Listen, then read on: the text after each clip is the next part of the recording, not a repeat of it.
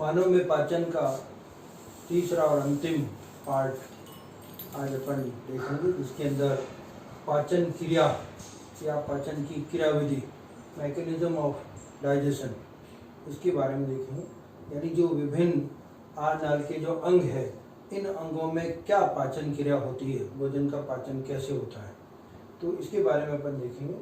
पाचन का तात्पर्य यहाँ पर क्या है कि जो भोजन है, जो अपन पाचन किसको कहते हैं, शुरू में बताया था कि जटिल कार्बनिक पदार्थ या अकार्बनिक पदार्थों को जो भोजन के रूप में ग्रहण करते हैं, तो उनको सरल पदार्थों के रूप में परिवर्तन होना और औषध जो आसानी से अवशोषित हो सके, तो उनको घुलनशील बनाना, ताकि जब अपने जो आहार नाल के भाग है उनके द्वारा वो अवशोषण करके और रुधिर तक पहुंच जाए, तो वो परिवर्तन इस तरह का पाचन कहलाता है। तो इस पाचन में अपन देखें कि पाचन शरीर के विभिन्न जो भाग है उनके अंदर होता है, और इसको अपन विभिन्न चरणों में विभाजित कर सकते हैं। सबसे पहला नंबर है अंतर्ग्रहण।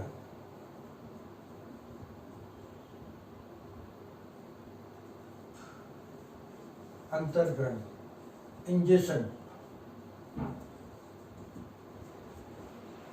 इसके अलावा दूसरा नंबर पाचन, तीसरा नंबर अवशोषण, चौथा नंबर स्वांगीकरण और पांचवा नंबर बहिक्षेपण। तो 5 चरणों में इसको अपन पढ़ेंगे।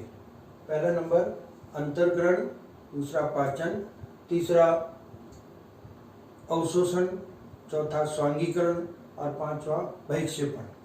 इंग्लिश के अंदर first ingestion, then second digestion, third absorption, fourth assimilation and fifth egestion.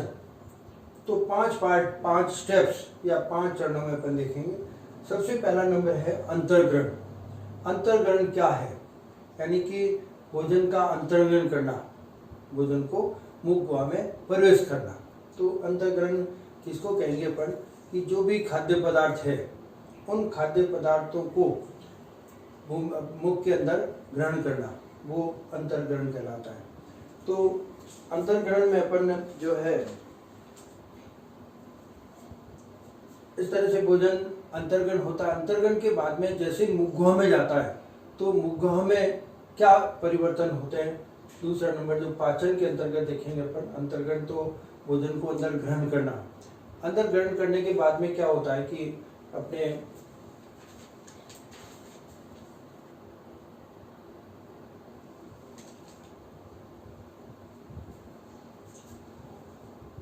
भोजन जैसे मुख गुहा में जाता है, तो क्या है कि अंतर्ग्रहण में 2 चीजें अपन देखेंगे। मानो एक सर्वाहारी प्राणी है, यानी कि ये शाकाहारी और मांसाहारी दोनों ही है, उनको कहते हैं सर्वाहारी। सर्वाहारी है, तो जैसे ही भोजन जाता है तो वहां 2 चरणों में अंतर्ग्रहण होता है। पहला नंबर होता है चबाना और दूसरा निगलना। जैसे ही मुख गुहा में भोजन जाता है, भोजन जाते ही अपन ने पढ़ा था मुख गुहा के अंदर दांत होते हैं। वो दांत क्या करते हैं कि दांत भी 3-4 तरह के होते हैं। उसके अंदर 3 तरह के बहुत इंपॉर्टेंट होते हैं मानव में। एक तो कृतंक, इंसिजन, वो भोजन को काटने का काम करते हैं। फिर प्री या प्रीमोलर और मोलर, पूर्व चरणक और चर्वणक, ये चबाने का काम करते हैं, भोजन को छोटे छोटे टुकड़ों में तोड़ देते हैं। उसके साथ में उसके अंदर लार मिल जाती है, लार मिलकर और एक बोल सी जैसी रचना हो जाती है, जिसको बोल्स कहते हैं, इंग्लिश में बोल्स कहते हैं, या जो अपने गवर के अपने जो कहते हैं निवाला, वो निवाला बन जाता है। वो उसके बाद में जब इस तरह बन जाता है, तो वो जैसे ही अपने जो गलट भाग होता है या घाट, अपने जो निगल द्वार, उस निगल द्वार से सीधा ग्रसिका में चल जाता है, उसको कहते हैं निगलने की क्रिया। तो चबाना और निगलना दोनों यहाँ पर होते हैं। तो चबाने का काम जीवा करती है और निगलना गले में, ग्रसनी में जाकर और ग्रसिका में चल जाता है। इसके अलावा यहाँ जीवा होती है। जीवा का क्या काम होता है? जीवा का यहाँ बहुत महत्वपूर्ण अर्थ होता है। भोजन को ग्रहण करने का काम जीवा करती है। जैसे ही भोजन को लेते हैं, जीवा बाहर आ जाती है, तो वो भोजन को ग्रहण करने का। इसके अलावा इसके अंदर विशेष रूप से इसका काम है कि भोजन को मुख गुहा में घुमाना, भोजन को दांतों के बीच में ले जाना, तब चबाने की क्रिया होगी, नहीं तो होगी नहीं। तो वो काम ये करती है। जो लार आती है लार ग्रंथियों से, उस लार को भोजन में मिलाना, ये सब काम जीवा का होता है। तो जीवा का काम क्या है, एक तो स्वाद तो है ही कि इसके अंदर स्वाद ग्रंथियां होती है, अलग अलग स्वाद अनुभव करता है। इसके अलावा भोजन को ग्रहण करने का काम करती है, भोजन को दांतों के बीच में ले जाना और मुखगुआ में घुमाना, और भोजन के अंदर जो लार है उसको मिलाना, इस तरह के जीवा के काम होते हैं। तो ये चबाना और निकलने की क्रिया से भोजन आगे पहुंचता है। अब अपन दूसरा भाग देखते हैं, पाचन। पाचन क्या है, डाइजेशन। मेन भाग इसका इंपॉर्टेंट है वो पाचन, डाइजेशन दूसरा भाग।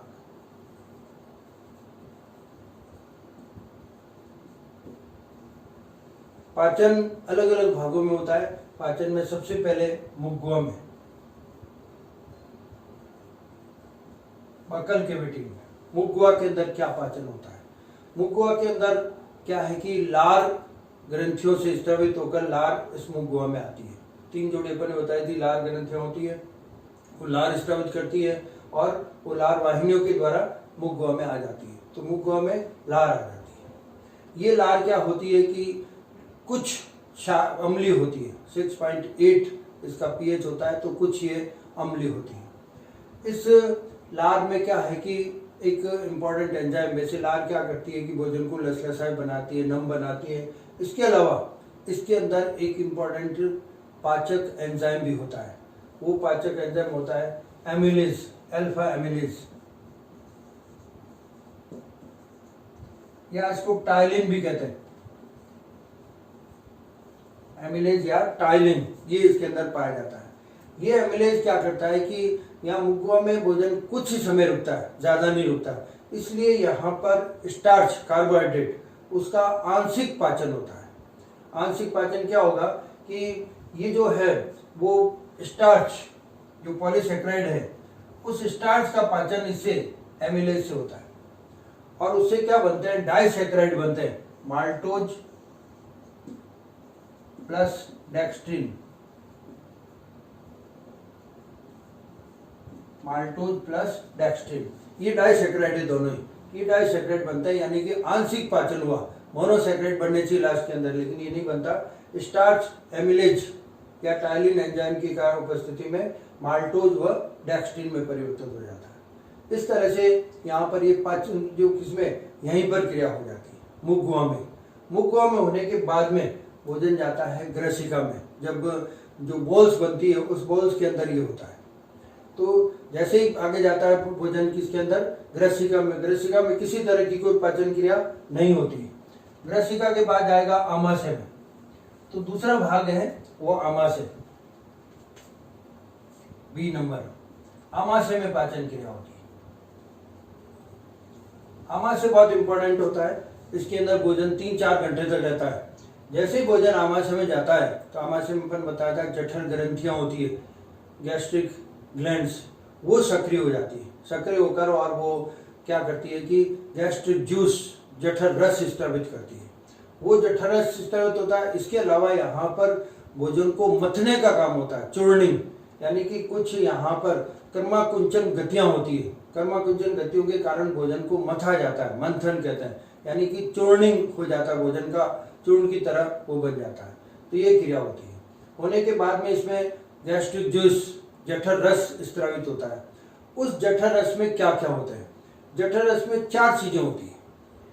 4 चीजों में सबसे पहला तो उसके अंदर होता है HCl, नंबर 1 HCl होता है।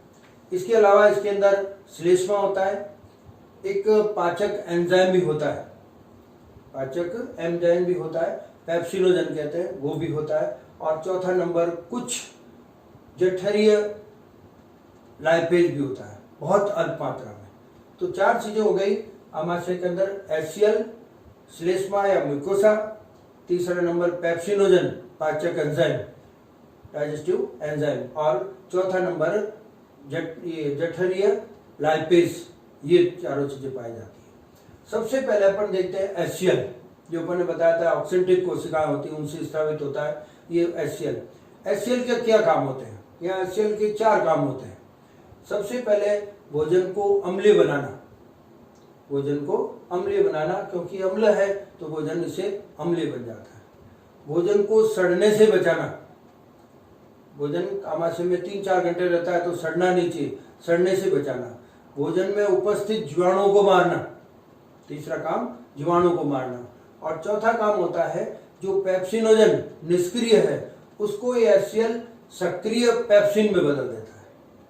ठीक है, तो आमाशय में जो HCl है, HCl के कितने काम हो गए? 4 काम। नंबर 1 भोजन को अम्लीय बनाना, नंबर 2 भोजन को सड़ने से बचाना, नंबर 3 भोजन में जीवाणु उपस्थित जीवाणु को मारना, और चौथा नंबर जो पेप्सिनोजन निष्क्रिय एंजाइम है उसको सक्रिय एंजाइम में बदलना।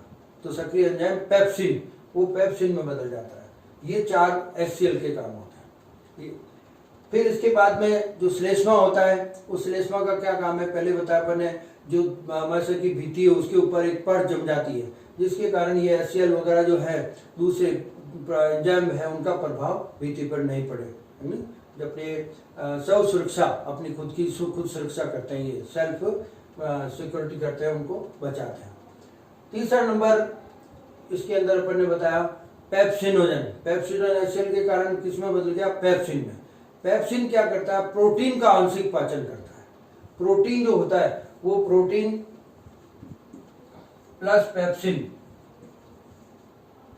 ये पेप्सिन जो पेप्सिनोजन था HCl से सक्रिय हो गया पेप्सिन, ये इसको पाचन करता है। पाचन करके क्या बनाता है? यहाँ पर प्रोटीन के जो भाग होते हैं, अंश बनते हैं, वो प्रोटियोज, पेप्टोन्स और पॉलीपेप्टाइड्स। ठीक है, क्या बनते हैं? प्रोटियोज, पेप्टोन्स और पॉलीपेप्टाइड्स, ये इसके पाचन से बनते हैं। ठीक है, तो यहाँ पर पाचन क्रिया एक ही होती है केवल मुख्य रूप से पेप्सिन के कारण। पेप्सिन किसका पाचन करता है? प्रोटीन। तो प्रोटीन प्लस पेप्सिन, यानी पेप्सिन की उपस्थिति में प्रोटीन का पाचन होता है, वो टूटता है, क्या बनाता है? प्रोटियोज, पेप्टोन्स और पॉलीपेप्टाइड्स बनाता है। इस तरह से मुख्य रूप से क्रिया आमाशय में ये होती है। इसके अलावा क्या होता है कि इसके अंदर अल्प मात्रा में जठरीय लाइपेज, गैस्ट्रिक लाइपेज भी होता है, वो बहुत कम मात्रा में होता है। यहाँ पर रेनिन नाम का एंजाइम जो होता है, कई बच्चों में होता है या दूसरों में होता है जहाँ दूध का पाचन होता है, मानव में रेनिन अनुपस्थित होता है, नहीं होता है, एब्सेंट। लेकिन उसके अलावा जो लाइपेज होता है वो दूध का पाचन करता है। जो मक्खन के अंदर जो वसा होता है उस वसा का ये पाचन करता है लाइपेज, मक्खन के अंदर, जिसको अपने ट्राई क्या कहते हैं, ट्राई अपने क्या नाम है इसका,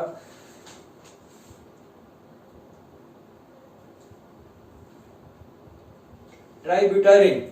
ट्राइब्यूटारिन जो मक्खन का वसा होता है उसका ये पाचन करता है। कौन सा?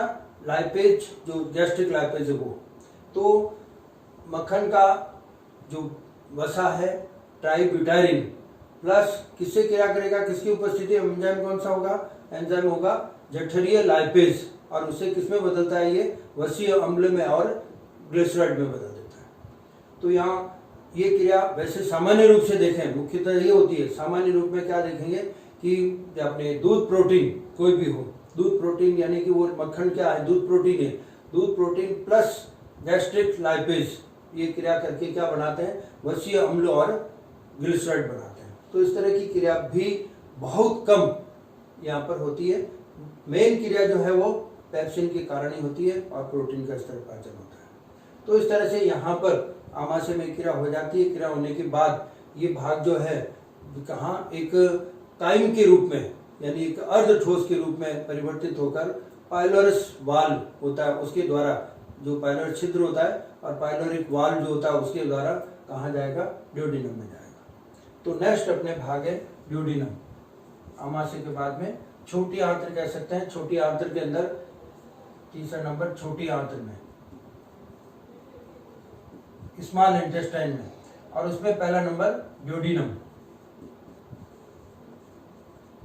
ड्यूडेनम में पाचन। ड्यूडेनम में पाचन अपन ने उसमें पढ़ा था कि अपने जो ड्यूडेनम है उसके अंदर सबसे पहले उस दिन अपन ने थोड़ा सा ठीक कर लेना उसको। यहाँ पर ब्रूनर्स ग्रंथियां पाई जाती है और ब्रूनस ग्रंथियां श्लेष्मा स्रावित करती है और कुछ पोटेशियम बाइकार्बोनेट उत्पन्न करती है। ठीक है, ड्यूodenum के अंदर भित्ति में ब्रूनर्स ग्रंथियां पाई जाती है। तो पहले हम थोड़ा करेक्शन कर लेना, ब्रूनर्स ग्रंथियां क्या स्रावित करती है, क्या सिक्रेट करती है? ये ब्रूनर्स ग्रंथियां श्लेष्मा और कुछ बाइकार्बोनेट उत्पन्न करती है।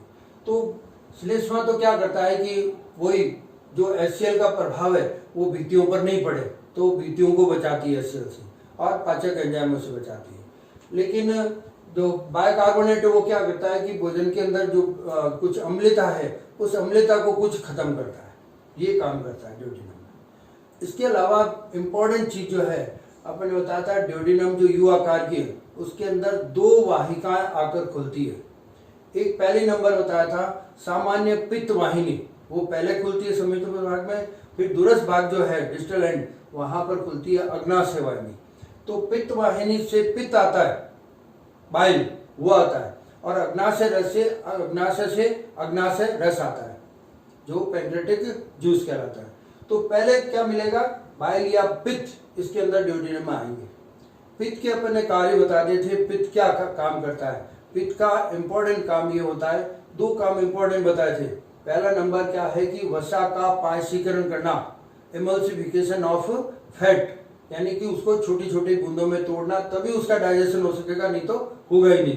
तो पहला नंबर वसा का पायसीकरण करना, एमल्सिफिकेशन ऑफ फैट। दूसरा भोजन को क्षारीय बनाना, क्योंकि HCl के कारण अम्लीय बना हुआ है, यहाँ पर क्षारीय बनाना, भोजन को क्षारीय बनाना। इट प्रोवाइड्स बेसिक मीडियम, क्योंकि अग्नाशय रस के एंजाइम जो है वो क्षारीय माध्यम में ही काम करेंगे नहीं, इसलिए। और तीसरा नंबर अपन कह सकते हैं कि यहाँ पर रोगाणु को मारना, या जो है अपने क्या कहते हैं छोटे मोटे दूसरे काम होते हैं, मेन 2 ये काम होते हैं। अगर उसमें रोगाणु वगैरह है तो उसको मारने का काम भी ये करता है। तो पित्त का काम अपन ने पित्त में पहले पढ़ चुके हैं, पित्त के क्या क्या कार्य, वो सारे कार्य इसके अंदर होते हैं।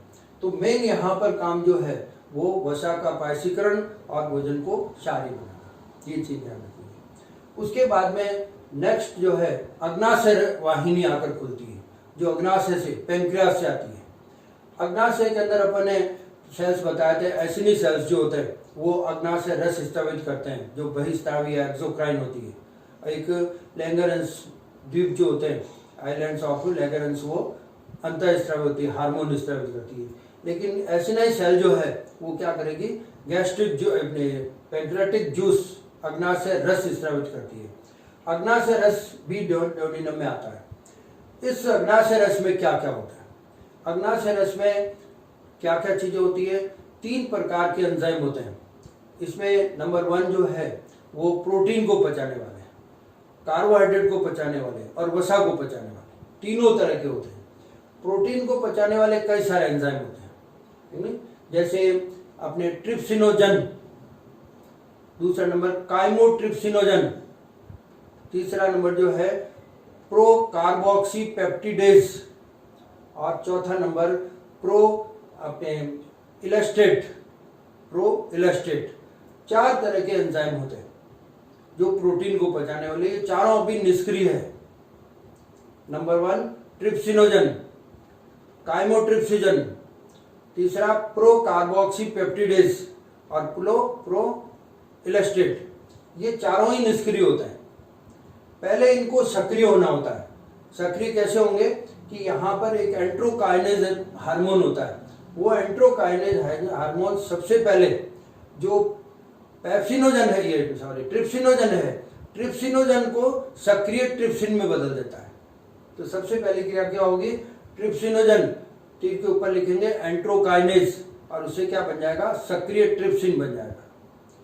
फिर दूसरे नंबर और सक्रियण क्रिया, एक्टिवेशन का काम चलेगा। पहले पाचन क्रिया नहीं हो रही है, एक्टिवेशन।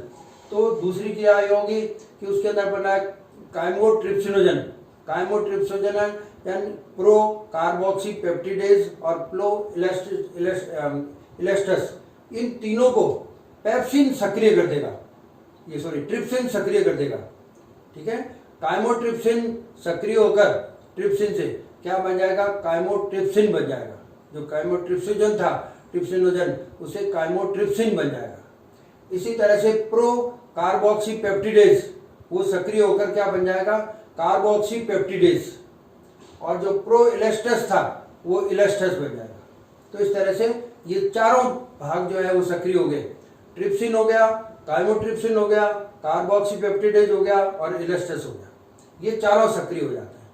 इन चारों की पहले क्रिया होगी, क्या क्रिया होगी, सबसे पहले ट्रिप्सिन जो है वो ट्रिप्सिन क्या करता है कि जो यहाँ पर प्रोटीन से बने हुए जो भाग थे, प्रोटियोज, पेप्टोन्स, पॉलीपेप्टाइड, जो अमाशय में क्रिया हुई थी, वो उनको क्या किसमें बदल देता है कि अपने छोटे पॉलीपेप्टाइड्स, डाइपेप्टाइड और ट्राइपेप्टाइड। ठीक है, सबसे पहले अग्नाशय रस की जो क्रिया है वो क्या होगी, सबसे पहले कि ट्रिप्सिन जो है वो क्या करेगा, आमाशय में बने हुए प्रोटियोज, पेप्टोन और पॉलीपेप्टाइड्स, इनको ट्रिप्सिन क्या किसमें बदल देगा, छोटे पॉलीपेप्टाइड्स और अपने ट्राइपेप्टाइड और डाइपेप्टाइड इसमें बदल देगा। फिर नेक्स्ट दूसरी क्रिया, जो छोटे पॉलीपेप्टाइड्स है वो क्या क्रिया करेंगे, उनकी क्रिया होगी, उनकी क्रिया एक जो अपने क्या कहते हैं इसे, काइमोट्रिप्सिन और जो अपने क्या कहते हैं कार्बोक्सी पेप्टिडेज, इन दोनों से क्रिया होगी और छोटे पॉलीपेप्टाइड्स किसमें बदल जाएंगे, एमिनो अम्ल और डाइपेप्टाइड्स बदल जाएंगे। फिर तीसरी क्रिया और होगी, जो अपने जो इलेस्टस है, ये क्रिया तो हो गई। जो इलेस्टस है वो क्या करते हैं कि कुछ ये जो इलास्टिन तंतु होते हैं उनको ये पचाते हैं, उनको छोटे भागों में बदलते हैं। इस तरह की क्रिया कार्बोहाइड्रेट, ये प्रोटीन की होती है। ठीक है, वापस समझ लो क्या क्रिया होगी। नंबर 1 ट्रिप्सिन, और जो किससे के ऊपर क्रिया करेगा, प्रोटियोज, पेप्टोन और पॉलीपेप्टाइड, इनको ट्रिप्सिन किसमें बदल देगा, अपने छोटे पॉलीपेप्टाइड्स और अपने जो कहते हैं डाइपेप्टाइड और ट्राइपेप्टाइड में। फिर सेकंड नंबर क्रिया क्या होगी, छोटे पॉलीपेप्टाइड जो है वो चेंज हो जाएंगे किसके द्वारा, अपने काइमोट्रिप्सिन और कार्बोक्सी पेप्टिडेज, उसके द्वारा किसमें, अमीनो अम्ल और डाइपेप्टाइड में बदल जाएंगे। फिर तीसरे नंबर जो इलास्टस है वो क्या करते हैं, इनको छोटे जो भाग होते हैं अपने इलास्टिन तंतु, उनको तोड़ देते हैं। इस तरह की क्रिया होगी। दूसरी क्रिया अपने अग्नाशय रस से दूसरी क्रिया क्या होगी, इसके अंदर एमिलेज होता है जो कि पैंक्रेटिक एमिलेज कहलाता है। ये क्या करता है कि जितना भी स्टार्च बचा हुआ है उस स्टार्च से क्रिया करेगा, क्योंकि मुक्का में थोड़ी सी क्रिया होती है, उस स्टार्च को किसमें बदल देता है, वही माल्टोज और ऑलिगोसैकराइड्स, वो भी डाइसैकराइड ही है, डाइसैकराइड में बदलता है।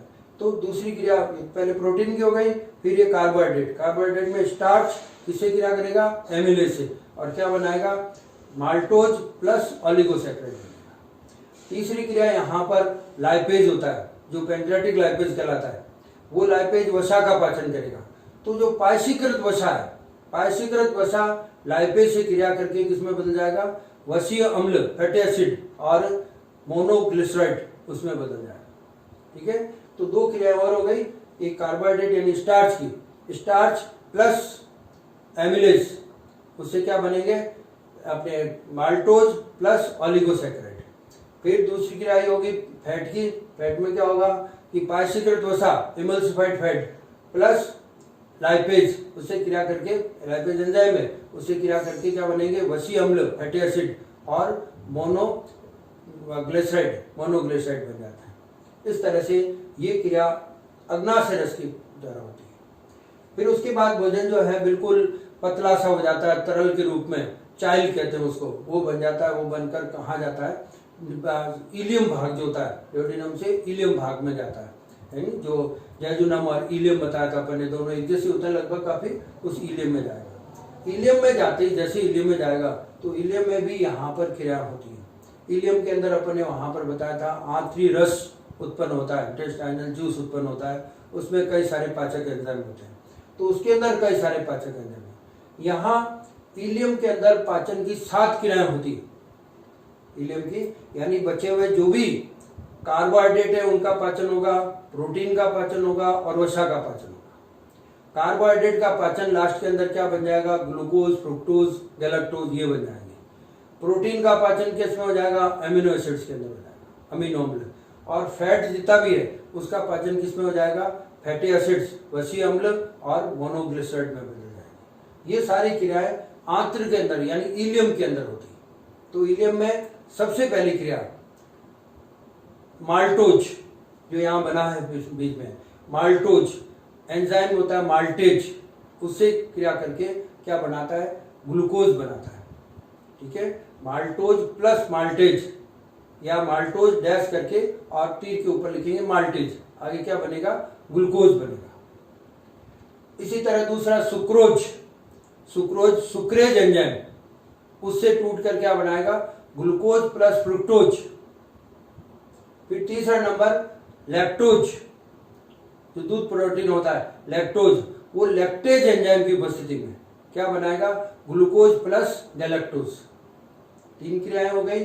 चौथी नंबर जो है यहां पर अल्फा सीमित डेक्स्ट्रिन होता है, जो बनता है इसके अंदर डेक्स्ट्रिन, वो अल्फा सीमित डेक्स्ट्रीडेज एंजाइम, उसके द्वारा किसमें, ग्लूकोज में बदल जाता है। तो ये 4 क्रिया तो कार्बोहाइड्रेट की हो गई। कौन कौन सी क्रिया हो गई, माल्टोज से माल्टेज के द्वारा ग्लूकोज में बदल गया। इसी तरह सुक्रोज, सुक्रेज की उपस्थिति में ग्लूकोज प्लस फ्रुक्टोज में बदल गया। लैक्टोज, लैक्टेज की उपस्थिति में ग्लूकोज व गैलेक्टोज में बदल गया। और चौथा नंबर अल्फा सीमित डेक्स्ट्रिन, जो कि एंजाइम अल्फा सीमित डेक्स्ट्रिनेज के द्वारा ग्लूकोज में बदल गया। इस तरह से 4 क्रियाएं तो आंत्र के अंदर, आंतरिक रस में यानी कि इलियम के अंदर किसमें बदल गई, ग्लूकोज में, यानी कि कार्बोहाइड्रेट का पाचन हो गया। फिर 2 क्रिया होती है प्रोटीन की। प्रोटीन के अंदर सबसे पहले जो पॉलीपेप्टाइड्स थोड़े बचे होते हैं वो, और जो ट्राई पेप्टाइड होते हैं वो, उनकी क्रिया होती है। उनकी क्रिया किससे होती है, एमिनोपेप्टिडेज एंजाइम होता है, एमिनोपेप्टिडेज, उससे अमीनो अम्ल बन जाता है और कुछ डाइपेप्टाइड बनता है, डाइपेप्टाइड बनता है। तो प्रोटीन की सबसे पहली क्रिया कौन सी होगी कि पॉलीपेप्टाइड्स बचे हुए वो और कुछ ट्राई पेप्टाइड बने होते हैं, वो किससे क्रिया करेंगे, एमिनोपेप्टिडेज से। एंजाइम का नाम क्या है, एमिनोपेप्टिडेज, उससे अमीनो अम्ल बन जाते हैं और ट्राइपेप्टिडेज बन जाता है, ये सॉरी डाइपेप्टिडेज बन जाता है। फिर डाइपेप्टिड जो है वो डाइपेप्टिडेज एंजाइम से क्या बन जाता है, अमीनो अम्ल। तो दोनों ही क्रियाओं में अमीनो अम्ल बन जाएगा लास्ट के अंदर। ठीक है, ये 2 क्रिया अमीनो अम्ल की होती है। तीसरी नंबर यहाँ आंतरिक लाइपेज भी होता है, इंटेस्टाइनल लाइपेज भी होता है। वो लाइपेज क्या करता है, वही पाइसीगत वसा जो बचा है उसकी क्रिया लाइपेज से होती है, और उससे क्या बनेगा, वसी अम्ल प्लस मोनोग्लिसराइड, यानी फैटी एसिड्स प्लस मोनोग्लिसराइड। तो कुल टोटल आंत्र में यानी इलियम के अंदर जो आंतरिक रस है, इंटरनल जूस, उससे 7 क्रिया हो गई। 4 क्रिया होगी कार्बोहाइड्रेट की, 2 हो गई प्रोटीन की और 1 फैट की हो गई। लास्ट के अंदर क्या बने, ग्लूकोज, फ्रुक्टोज, गैलेक्टोज ये बने, उससे तो, और प्रोटीन से अमीनो अम्ल बने, और उससे अपने फैटी एसिड और मोनोग्लिसराइड बने, यानी वसी अम्ल और मोनोग्लिसराइड बने। ये 7 क्रियाएं आंत्र के अंदर होती है। ठीक है, तो ये क्रिया आंत्र में, यानी कि पूरी पाचन क्रिया यहाँ पर खत्म हो जाती है। यहाँ पर पाचन क्रिया, ये पाचित भाग ये बन जाते हैं। तो दूसरा भाग जो है पाचन, इस तरह से कंप्लीट हो जाता है। उसके बाद में अपन मेन पार्ट एक और आता है अवशोषण।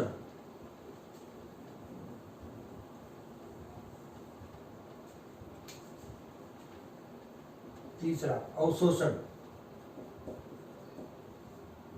एब्जॉर्प्शन।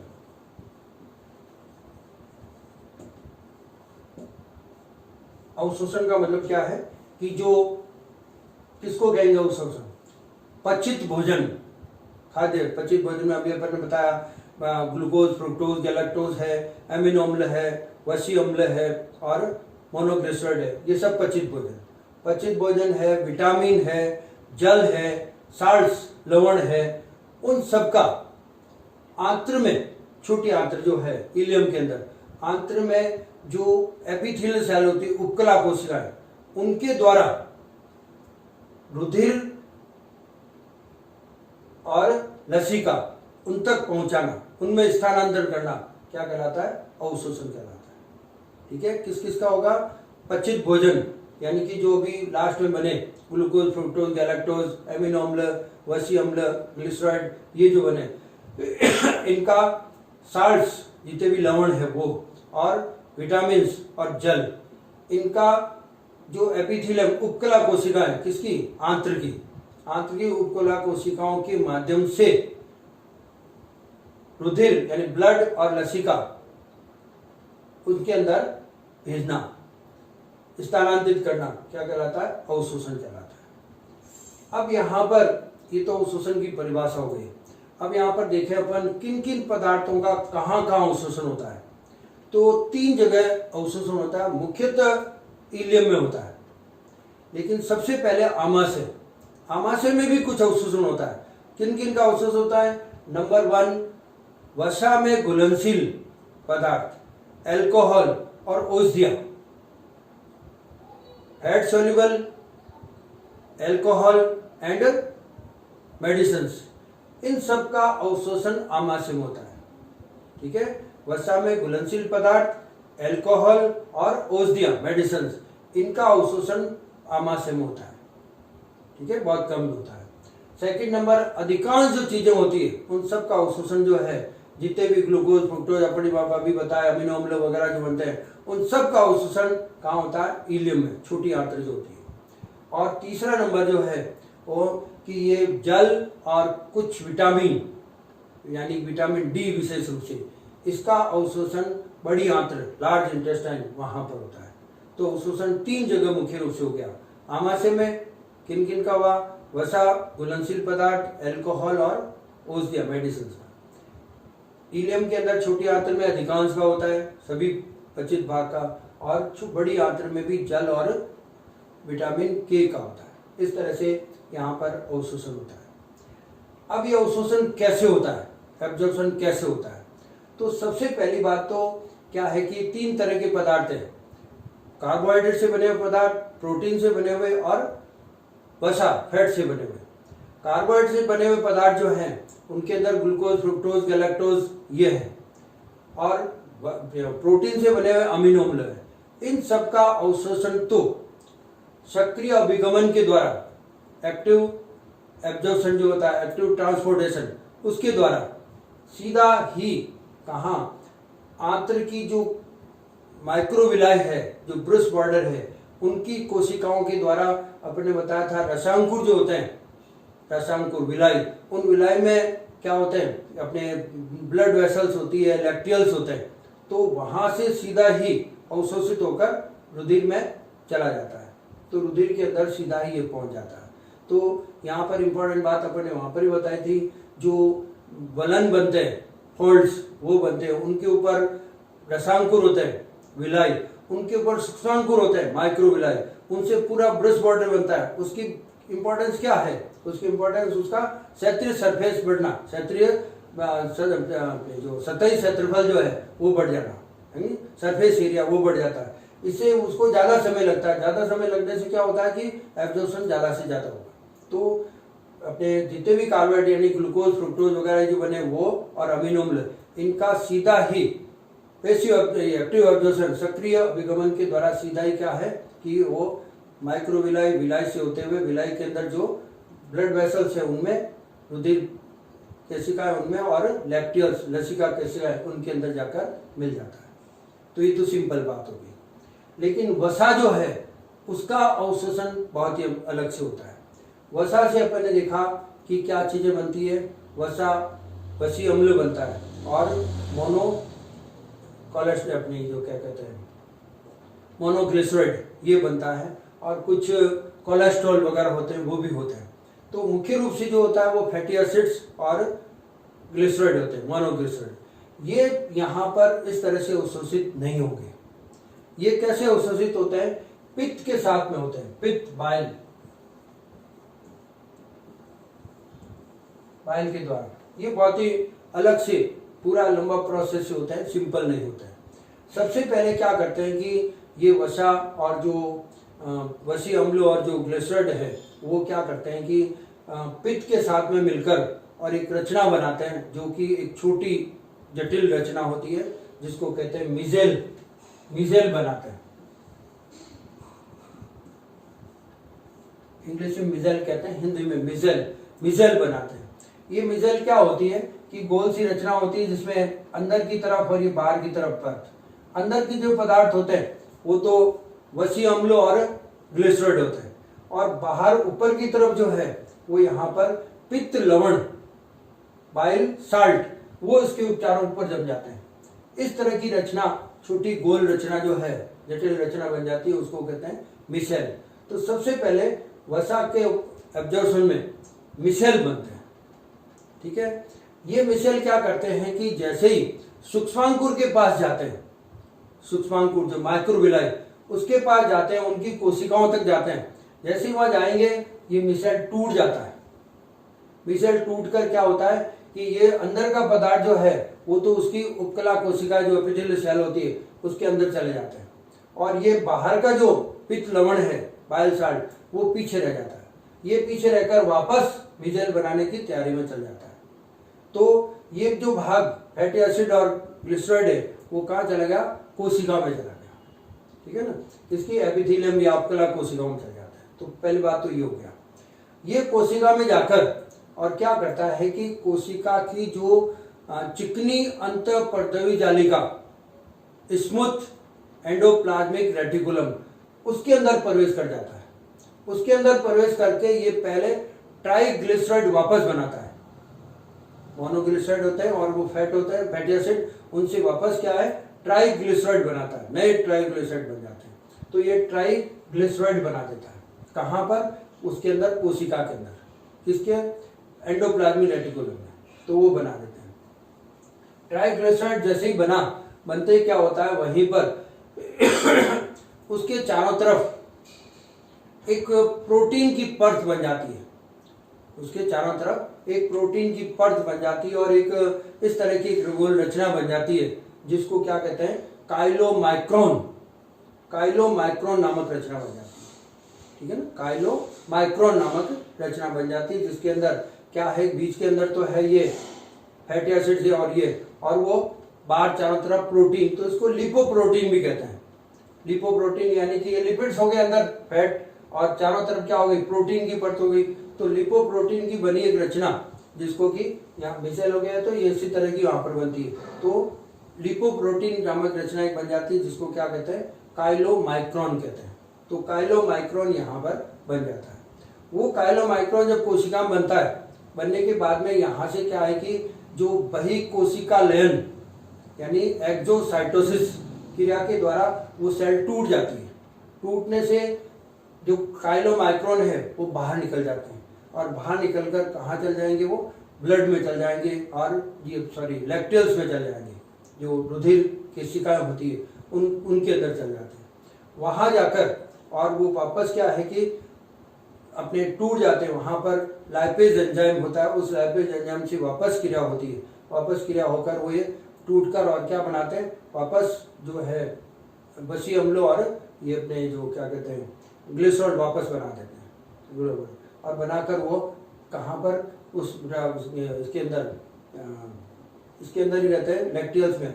लैक्टियल्स आगे जाकर ब्लड जो वेसल्स होती है, सिराएं, उन सिराओं में चल जाते हैं, वेन्स, उसमें जा जाते हैं, तो उसमें चले जाएंगे और वहां से कोशिकाओं में चल जाएंगे। ठीक है, तो इसको वापस समझ लो कि पित्त का फैटी एसिड्स और मोनोग्लिसराइड, इसका अवशोषण कैसे होता है। नंबर 1, सबसे पहले साधारण रूप में नहीं होता है। ये ना विसरण ना एक्टिव एब्जॉर्प्शन दोनों ही नहीं होते हैं। कैसे होगा? उसके अंदर पित्त काम में आता है। पित्त और ये फैटी एसिड और ग्लिसरॉइड दोनों मिलकर क्या बनाते हैं? एक गोल रचना बनाते हैं जिसके अंदर बीच के अंदर तो ये वसा पदार्थ होता है, चारों तरफ पित्त लवण की परत होती है जिसको कहते हैं मिसेल बन जाती है। ये मिसेल बनकर कहाँ पर? ये अपने गुहा के अंदर ही बन जाती है, वहीं पर अपने जो छोटी आंत्र इलियम जो है उसकी गुहा में बन जाती है। फिर ये जाते हैं वहां पर, कहाँ पर? माइक्रोविलाई पर जाकर ये जैसे ही माइक्रोविलाई की सेल जो होती है कोशिका के टच करते ये टूट जाता है। टूटकर अंदर वाले फैट जो होते हैं वो सारे कोशिका में चल जाते हैं और ये टूट अलग हो जाता है। ये वापस नया मिसेल बनाता है। ये अंदर जो पदार्थ है फैट्स वो अंदर चल जाते हैं। अंदर जाकर कहाँ जाएंगे, सबसे पहले जाएंगे वहाँ पर एंडोप्लाज्मिक रेटिकुलम, स्मूथ यानी कि चिकनी अंतःपर्द जालिका, वहाँ जाएंगे, उसमें प्रवेश करके और क्या करेंगे, एक नया ट्राइग्लिसराइड बनाते हैं, ट्राइग्लिसराइड यानी कि ग्लिसरॉल नया बनाते हैं वहाँ दोनों मिलकर, जो कहते हैं इसको वसा जो है वो नया वसा बना देते हैं। वो वहाँ पर बनता है, बनते ही वहाँ उसके चारों तरफ एक प्रोटीन की परत बन जाती है। उस प्रोटीन की परत बनने से वहाँ पर एक गोल रचना बन जाती है जिसको लिपोप्रोटीन कहते हैं। लिपोप्रोटीन क्यों कहते हैं कि अंदर तो फैट्स है यानी कि फैटी एसिड और ट्राइग्लिसराइड और ऊपर प्रोटीन की परत है, तो लिपोप्रोटीन यानी कि लिपिड्स और प्रोटीन की बनी है, जिसको क्या कहते हैं, काइलोमाइक्रोन कहते हैं। ये काइलोमाइक्रोन क्या करता है कि बही कोशिका लयन एक्सोसाइटोसिस क्रिया के द्वारा जब कोशिका टूट जाती है तो काइलोमाइक्रोन बाहर आ जाते हैं। बाहर आकर कहाँ जाएंगे, ये जो लेप्टियल्स है उनके अंदर जाएंगे। लेप्टियल्स में जाकर और ये वापस जो है वो काइलोमाइक्रोन टूट जाते हैं, टूटकर जो ट्राइग्लिसराइड है वो टूट जाता है, यानी कि वसा टूट जाता है, वहाँ पर लाइपेज होता है, उस लाइपेज से वापस ये क्या बनाते हैं, फैटी एसिड्स और मोनोग्लिसराइड वापस बनाते हैं। बनाकर और फिर कहाँ जाएंगे, लैक्टेज कहाँ खुलेगी, सीधी अपने ब्लड वेन्स जो होती है, सिराएं, उन सिराओं में खुलती है, तो लैक्टेज कहाँ चल जाता है, ब्लड में चल जाता है, ब्लड के प्लाज्मा में चल जाता है, ब्लड से सर्कुलेट होकर कोशिकाओं तक चल जाते हैं। तो इस तरह कोशिकाओं के अंदर फैटी एसिड और ग्लिसराइड ये पहुंच जाते हैं। ये क्रिया इस तरह की होती है, अवशोषण यहाँ पर इसके द्वारा, ठीक है। तो इनका ग्लूकोज फ्रुक्टोज एमिनो अम्ल का अलग हो गया और इसका अलग हो गया, इस तरह से एब्जॉर्प्शन हो जाता है और इस सारे पदार्थ पहुंच जाते हैं। एब्जॉर्प्शन के बाद में चौथा नंबर आता है स्वांगीकरण।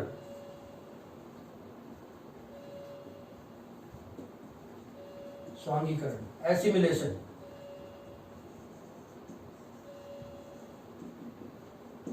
इसके अलावा एब्जॉर्प्शन पहले बता दिया अपन ने कि जल जो होता है वो सिंपल विसरण के द्वारा बड़ी आंत्र लार्ज इंटेस्टाइन में हो जाता है, विटामिन के का वहाँ पर हो जाता है, बाकी साल्ट वगैरह सब यहीं पर हो जाता है, वो सिंपल विसरण या जिसको कहते हैं अपन डिफ्यूजन, उसके द्वारा हो जाता है। चौथा नंबर जो है स्वांगीकरण, एसिमिलेशन। जैसे ये पचित भाग यानी ग्लूकोज फ्रुक्टोज ये सारे एमिनो अम्ल फैटी एसिड ग्लिसराइड ये सब कहाँ पहुँच गए, अवशोषण के द्वारा सेल्स तक, कोशिकाओं तक पहुँच गए, ब्लड से कोशिकाओं तक विसरण के द्वारा वहां पहुंच जाते हैं। तो ये कोशिकाओं तक पहुंच गए। कोशिकाओं में पहुंचने के बाद में ये क्या करते हैं कि कोशिका के अंदर इनका ऑक्सीडेशन होता है, ऑक्सीकरण होता है, ऊर्जा उत्पन्न करते हैं, वो ऊर्जा एटीपी के रूप में संचित रहती है। उसके अलावा भी ज्यादा हो जाता है तो वो वहीं पर रह जाता है, वहीं रहकर और वहां पर प्रोटीन कार्बोहाइड्रेट वसा ये वापस बनाते हैं, बनाकर उसके जीव द्रव्य का भाग बन जाते हैं। तो उसके जीव द्रव्य का भाग बनना क्या कहलाता है, स्वांगीकरण कहलाता है, ठीक है। जितना भी पचित भाग का अवशोषण होगा, अवशोषण होने के बाद में कोशिकाओं तक, सेल्स तक जाएंगे, वहां पर जाकर ये क्या करेंगे, इनका ऑक्सीडेशन होगा, ऑक्सीकरण, ऑक्सीजन भी वहां आएगी, ऑक्सीकरण होगा, उससे ऊर्जा उत्पन्न होगी, ऊर्जा एटीपी के रूप संचित हो जाएगी, और ज्यादा अगर होगा वहां पर तो वो क्या करेंगे, वहीं पर वापस प्रोटीन वसा कार्बोहाइड्रेट ये वापस बनाते हैं और जो जीव द्रव्य है प्रोटोप्लास्ट उसका ही भाग बन जाते हैं, उसको कहते हैं स्वांगीकरण। तो स्वांगीकरण क्रिया हो जाती है, ठीक है। तो स्वांगीकरण क्रिया हो गई। पांचवी नंबर होती है वैक्षेपण। वैक्षेपण, इजेशन। ये क्या होती है कि जब अवशोषण हो गया, अवशोषण होते होते भोजन जो है वो कहाँ पहुंच जाता है, इलियम के एंड तक पहुंच जाता है। यहां से फिर वो अपचित भाग ही बचता है, पचित भाग सारा ऑब्जर्व हो जाता है और ब्लड में चल जाता है, ब्लड से सेल तक चल जाता है। अपचित भाग रहता है वो क्या है कि इलियम के एंड में आता है, एंड में आकर कहाँ जाएगा, लार्ज इंटेस्टाइन में जाएगा। लार्ज इंटेस्टाइन जो है वो मल बनाने का काम करती है, ठीक है ना, मल बनाने का काम लार्ज इंटेस्टाइन करती है। वहाँ लार्ज इंटेस्टाइन यानी कि बड़ी आंत्र, वहाँ आने पर क्या होता है कि सबसे पहले तो उसके अंदर जितना भी जल है ज़्यादा, तो अतिरिक्त मात्रा का जल अवशोषित हो जाता है, विटामिन जो है वो अवशोषित हो जाते हैं, तो विटामिन के वगैरह वो अवशोषित हो जाते हैं। पीछे का जो भाग बचता है वो कुछ ठोस, अर्धठोस के रूप में, ज़्यादा पानी बहुत कम, धीरे धीरे जब छोट बड़ी आंत्र में जाएगा तो जाते जाते लास्ट में जाते क्या होता है कि वो बहुत ज़्यादा पानी उसके अंदर निकल जाता है, कुछ ठोस अपने ज़्यादा नहीं रहता है, उस तरह का मल जैसा होता है उस तरह का बन जाता है। उस मल के अंदर क्या होगा, अपचित भाग होगा, श्लेष्मा होगा, कुछ साल्ट्स होंगे जो काम के नहीं है, वो साल्ट्स भी, लवण भी होंगे, जो अपने बिलिरुबिन और बिलिरुबिन जो टूटे हुए आते हैं पित्त में बनते हैं वो भी होते हैं, उसके कारण ही मल का जो कलर है वो बनते हैं। वो किससे बनते हैं, आरबीसी टूटते हैं उससे बनते हैं। बनकर अपन ने बताया था बिल बाइल या पित्त के द्वारा आंत्र में आ जाते हैं, तो आंत्र के अंदर वो यूं के यूं चलते हैं, तो वो भी इसके अंदर होंगे। तो वो सारे उसके अंदर, तो जल की कुछ मात्रा होगी, अपचित भोजन का भाग होगा, कुछ लवण होंगे, कुछ विटामिन भी हो सकते हैं, है ना, ज़्यादातर एब्जॉर्ब हो जाते हैं, कुछ हो सकते हैं, लेकिन खास श्लेष्मा होगा, है ना, और बहुत कम जल भी होगा, और ये बिलिरुबिन और बिलिरुबिन ये होंगे। ये सारे मिलकर और बड़ी आंत्र जो है उसके लास्ट भाग में जाएंगे। लास्ट भाग में जाते जाते फिर मलाशय के अंदर जाते जाएंगे। मलाशय के अंदर ये इकट्ठे होते जाते हैं, और मलाशय में इकट्ठे होकर, और मलाशय में क्या होता है कि अपने बताया था लास्ट उसका अनस या गुद्दा के द्वारा बाहर खुलता है। उसके अंदर वाल लगे होते हैं 2 तरह के। वो वाल का संबंध जो है वो मस्तिष्क से होता है, और उससे ये मलाशय की बीतियाँ जब सिकुड़ती है तो मल जो है वो बाहर उन दोनों वाल के द्वारा बाहर आता रहता है। 24 घंटे में एक बार या 24 घंटे में 2 बार, ऐसे मैन टू मैन डिफर करता है। उसकी तरह ये मल जो है वो बाहर निकलता है। इस तरह से पूरी ये पाचन क्रिया हो गई। पूरा ये चैप्टर कंप्लीट हो गया। और थैंक यू।